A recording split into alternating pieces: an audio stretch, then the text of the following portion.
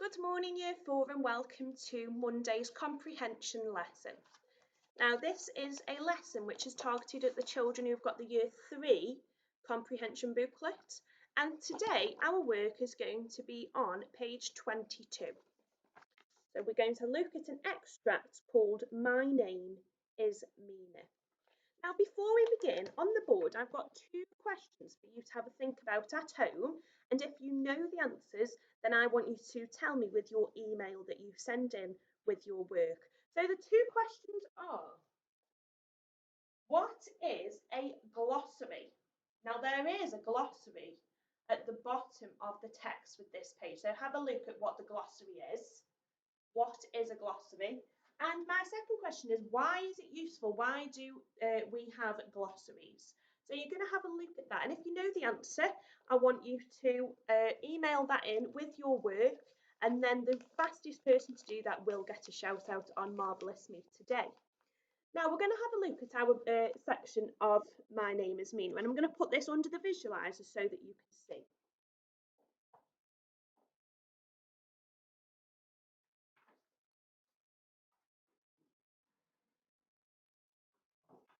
Okay, so here you can see that we've got the text in front of us. Now I'm going to read just a bit of information which is at the top. So it says, My Name is Mina is a novel by British author David Ormond. The main character is a 9-year-old girl called Mina. So this is somebody who is a similar age of you. The book is written in the form of Mina's diary. So if it's Mina's diary, it's going to be written in first person. And in this extract, Mina starts keeping a diary for the first time and thinks about what she wants to write in it. So below, we're going to have a look at the extract here. If you want to have a look at yours whilst you are listening to me read it, then that is fine. If you want to get it out, it's page 22. You can pause the video if you haven't got it out already, and then just press play when you are ready to listen. There was an empty notebook lying on the table in the moonlight. It's been there for an age. Now, when we say it's been there for an age, it means it's been there for a long time.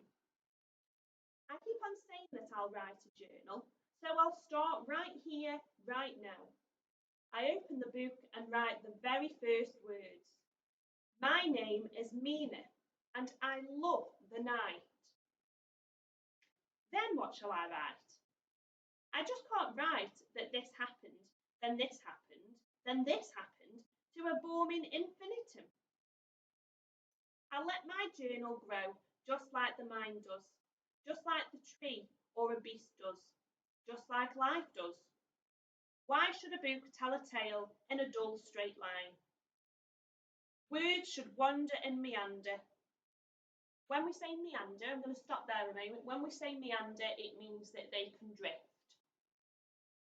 So if she's thinking about her words, it's her mind drifting as she's writing it in the diary.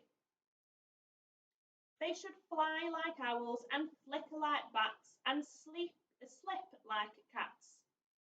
They should murmur and scream and dance and sing. Sometimes there would be no words at all, just silence, just clean white space. Now I'm going to just stop there. So when we talk about a clean white space, if you think about your diary and you haven't written anything in it, or think about your books at school, it's going to look like a very clean white space. That's the paper that's white, and there's lots of space in there because Mina hasn't been writing anything in her diary. Okay, so some pages will be like a sky with a single bird in it. Some will be like a sky with a swirling swarm of starlings in it. A starling, I'm going to stop there, a starling is a type of bird. My sentences will be a clutch, a collection, a pattern, a swarm, a shoal, a mosaic. They will be a circus, a menagerie, a tree, a nest. Because my mind is not in order. My mind is not straight lines. My mind is a clutter and a mess. It is my mind, but it's also very like other minds. And like all minds, like every mind that there has ever been, and every mind there will ever be is a place of wonder. So we've had a look at the extract, and hopefully you've been following that with your finger, with the booklet that you've got at home. Now, thinking about some of the questions, when you get to, I'm going to go through some examples of the questions. These aren't in order, so this isn't question 1, but it does come up asking why you think line 4 is written differently. Now, line 4 in your books is where it says, my name is Mina. Move this way. There we go, so we can see it a bit better now. So my name is Mina and I love the 9. So if we have a look at it in our book, it is actually written a lot differently. So you can see there, that's about where it is. My name is Mina and I love the night. Now it's asking, why is line 4 written differently to the rest of the text? My name is Mina and I love the night. Well, it is written differently to the text because that's an extract and it's pulled out of her diary. So it's written as she's wrote it. So to answer this question, I'm not going to write the full question out, but I'm going to start the sentence off and you can use this if you want today. So my name is Mina and I love the night. Why is it shown differently in the text? So I'm going to start off my answer.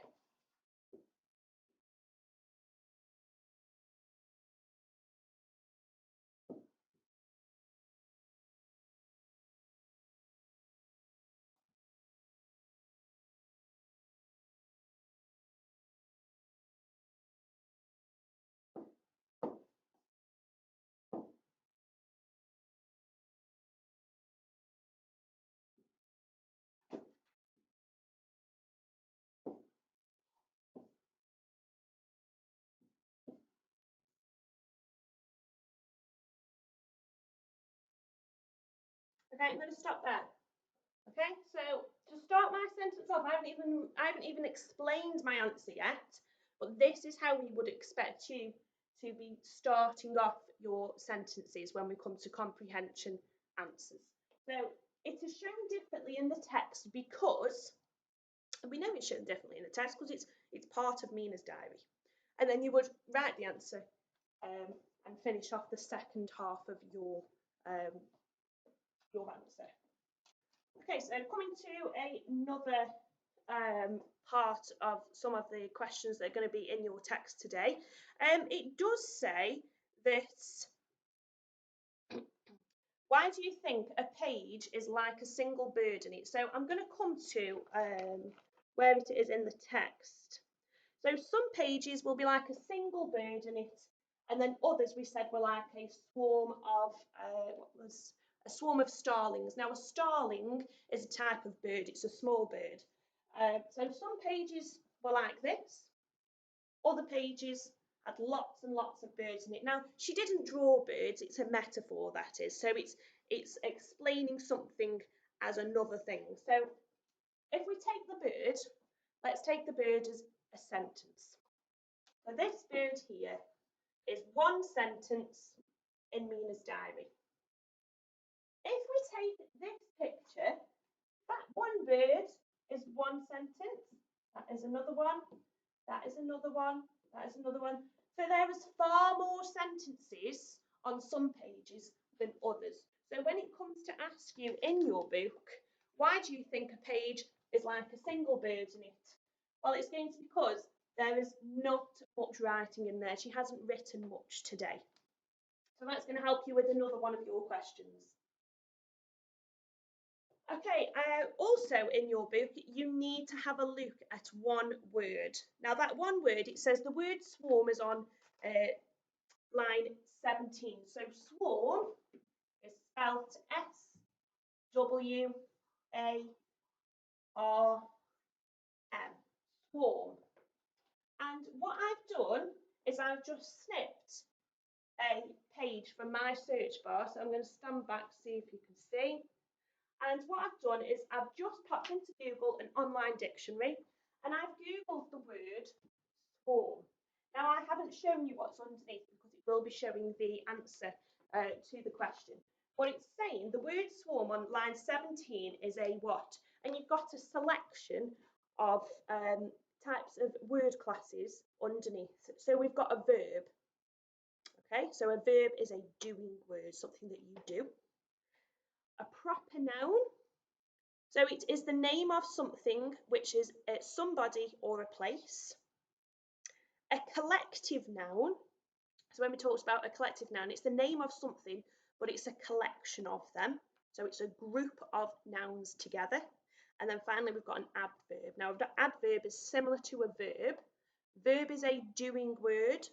An adverb is how you do it. For example, slowly. Okay, so walk would be my verb. Walk. Slowly is the adverb because it's telling you how. A proper noun, we'll recap that, was the name of a place or a person.